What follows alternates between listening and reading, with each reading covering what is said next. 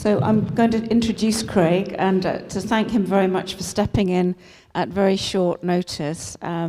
So Craig, as some of you will be aware, is co-founder of Agile Homes. He's a long-standing part-time senior lecturer at the University of the West of England, where with Richard Parnaby he was instrumental in conceiving, designing and delivering the combined degree that brought together planning and architecture, which at the time was pretty revolutionary.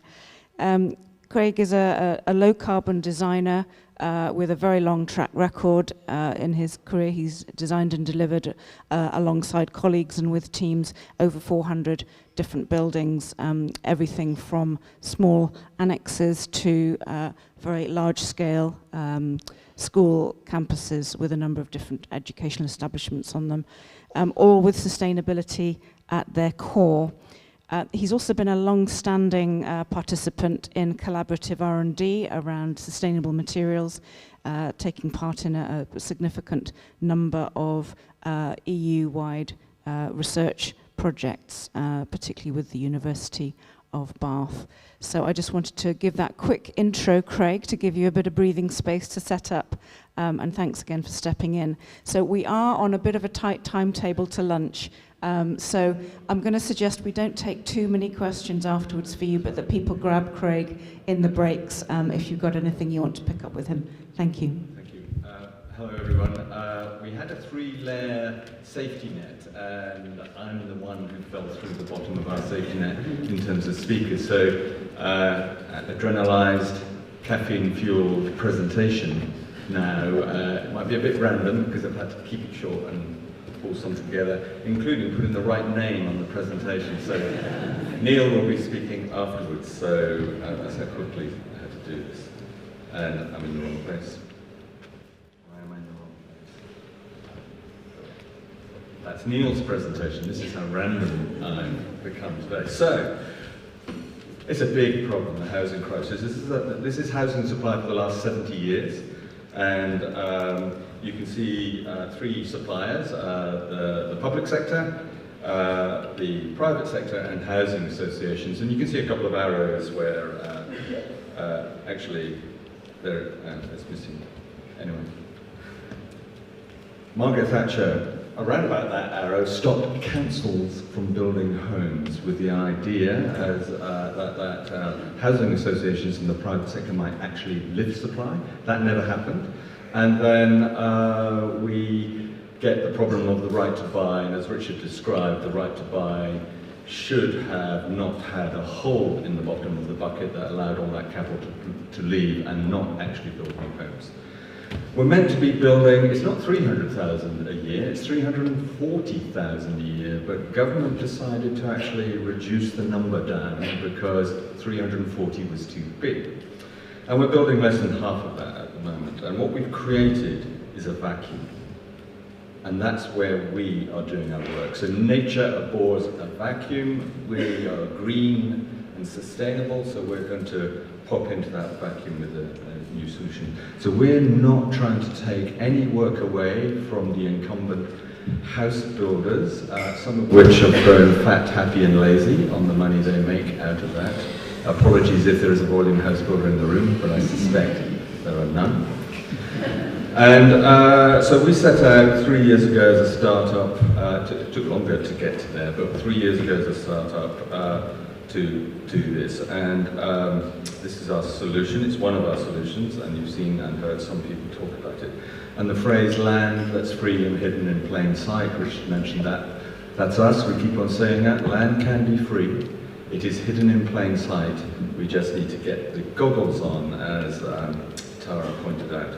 We did this, a triple glazed, super insulated, low carbon, affordable home without planning approval. We don't recommend that everybody does guerrilla housing, but it's quite a good start. And we then invited Marvin, our mayor. Our mayor is an executive mayor, and for the moment, the mayor writes checks and makes decisions in the city, although Bristol has decided it doesn't want that anymore, so we're going to go back to a council-led model. And we did it without planning permission. We did it in 10 weeks, and that's pretty remarkable. That's my pension, that went into that. But so I've bet the farm, and so far so good on that. But the key point was to demonstrate, without asking for permission, but maybe asking for forgiveness, is that you can do radical housing. It's not hard. We are just inured and groomed to accept that 10 large house builders will deliver all the housing we need. And as Richard pointed out, if you go to Austria, 84% of all homes are built by individuals or groups acting collectively. 84% of all homes in Austria, other than speaking German, they look like us. They may drive bigger cars than us, but they build and design their own homes. So why are we, again, the UK, exceptional candidate in house building?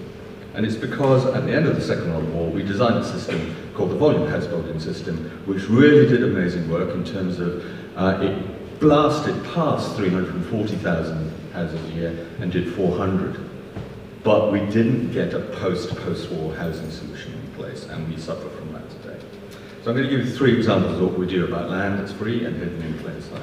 So we've been working in Bristol for some time with the Northwest Media Centre, and we co-founded with them and the community of Northwest something called We Can Make Homes. And that is a citizen-led methodology of making homes. And what we actually were able to experiment with the community and the Northwest Media Centre in a housing estate built as a result of the First World War and a housing act called Homes Fit for Heroes that was brought forward by the Minister for Health, Dr. Addison. So at that point, it was the Minister of Health who said, actually, housing should be safe, secure, and meet the needs of families that were coming out of the back end of the war. So we probably got, I think we're onto our 12th housing minister, but we probably got the wrong people looking at this problem. And so a phrase for me is housing is health. If we get that done, then we'll be doing amazingly well. Built at a density of 25 houses per hectare, which is about half the density you do. And what we did, we worked with the community for 9 months, simply having cups of tea in people's front rooms, doing workshops, lots of post-it notes. And what we discovered from the community by them participating in the data collection was that 54% of all these 5,000 3-bedroom homes are lived in by just 1 or 2 people over the age of 55. We call those the empty nesters. The other 46% is mum, dad, son, daughter with a baby on the way, and a boyfriend who wants to move in, both of whom are waged, but cannot find anywhere to live. And that is the informal overcrowding. So two cohorts, empty nesters, aging, and young people and new shoots families growing. When we asked them what they wanted, they said 1 and 2 bedroom homes. It's not a hard answer to say to the question, how many 1 and 2 bedroom homes are in this 5,000 house estate? There are none in the whole of the estate. But there's room, because that density is about half of what we build today. So we did an analysis and we found space to build 3,500 1 and 2 bedroom homes. That would be crazy over densification. So the target for We Can Make Homes is to build 350 homes in gaps, corners, big back gardens, and no man's land with the permission of the community. So it's called opt-in, community-led densification. So that's the number of themes we're talking about, the customer, the person-centered design. Rooftop, I won't talk too much about that, because that's part of the tour, we'll talk about that.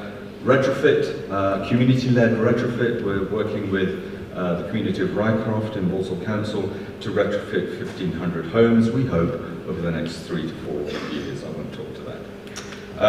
We talked a little bit about, in lockdown 1, that was a challenge, we signed a contract with the Ministry of Justice to allow us to manufacture homes in prison workshops, and you've seen some of the outputs from that. The Ross, a colleague, just opened up HMP The Mount, our second prison workshop home, and we're actually now manufacturing panels at HMP The Mount as well. So, and that's part of a skills training and education program for prisoners close to release to provide them with certified educational outcomes that we would hope would lead to a pathway of employment. I'm not going to say anything about that. because you are hungry. Carbon economics. We did talk about carbon economics, so we're not only going to solve the housing crisis, we're going to solve the climate emergency. As Paul said, between 38 and 44% of all developed economy emissions are linked to our built environment, the making of them and the running of them, whether that's heating, lighting, cooling or ventilation. So, we're in a dirty business. We're in probably the worst business we could imagine being in if you hug trees at the weekend, like I do. So, we have to now decarbonise construction, and that's a very, very difficult thing to do. But I'm going to talk about carbon capture and storage. There's $100 million just invested in some smooth startup in California to suck carbon dioxide out of the air using fans, using electricity, to put it into geological muds, to take it out to oil and gas wells, and frack more oil and gas. It's a grift. If you're using air source capture for fuel and gas, it's a grift. But anyway, they're getting lots of money. So I'm going to tell you why nature does it so better.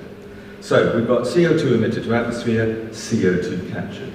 You've seen that a typical house there emits about 17 tons of carbon dioxide per house in the UK just to make it. Not to operate it, just to make it. But there's a little bit of negative capture and storage, and that's the timber. And why? Because trees eat carbon dioxide.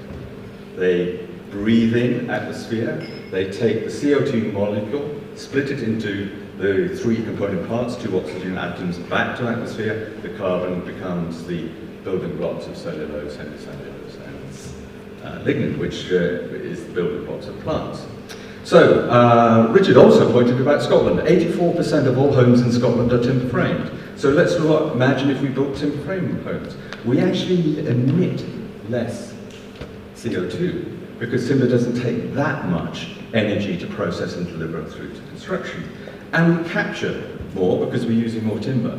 But you can clearly see there's an Agile Home coming up. So our measured footprint for delivery of a home is about 5 tons. We use even more timber because we love timber. But we also build with straw and compressed straw board. And so what we actually do is capture and store carbon. So I'm not asking for offsets to come into affordable homes. What we want to do is trade the carbon storage. Because carbon by the air source guys fracking oil and gas is creating more CO2. Carbon in the built environment stored is ensured, safe, increases in value over time, and actually helps reduce CO2 emissions because it's easier to get thermal bridge-free design using timber. So, that's quite nice, but let's just put it into today's language. Anybody here heard of Elon Musk? If you're on Twitter, you may be anxious about that. But there's Tesla on the left-hand side. Go faster, supercharged electric Tesla. Saves you and I 273 kilograms of CO2 per annum. That's a brilliant number for a car. Absolutely brilliant. But we've just done 27,000 kilograms stored in a tank. So put simply, it takes Elon 99 years in a race to catch us. We're doing carbon capture and storage in ludicrous mode, and apologies, you probably have to be a petrol head to know what ludicrous mode is, but that's when the Tesla drivers show you how fast their cars can go. So the trade price today for a ton of carbon is 84 euros, and we will do our first carbon trade next quarter. Between January and March, we will trade and store carbon and get paid to do that, and that will reduce the cost of our homes. You heard that here first today. Some people probably slightly anxious now saying that. So you're going to see this afternoon. I won't talk to that. That's the tour. Just so if you've not read it, the inside of this describes what you will do on the tour. I'm going to not do that.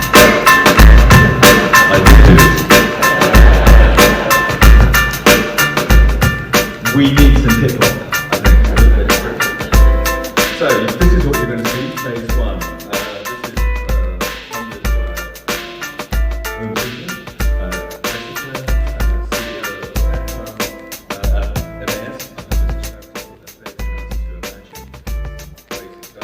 And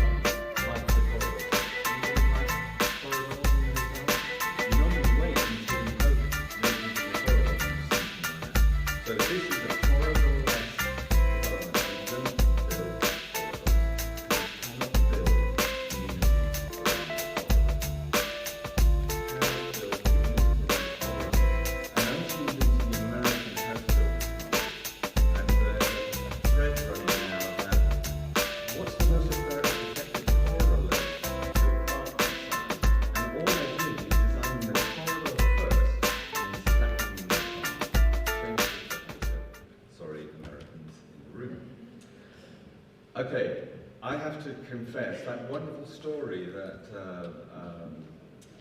Guy gave us of that innocent question, would a platform lift be okay on this scheme?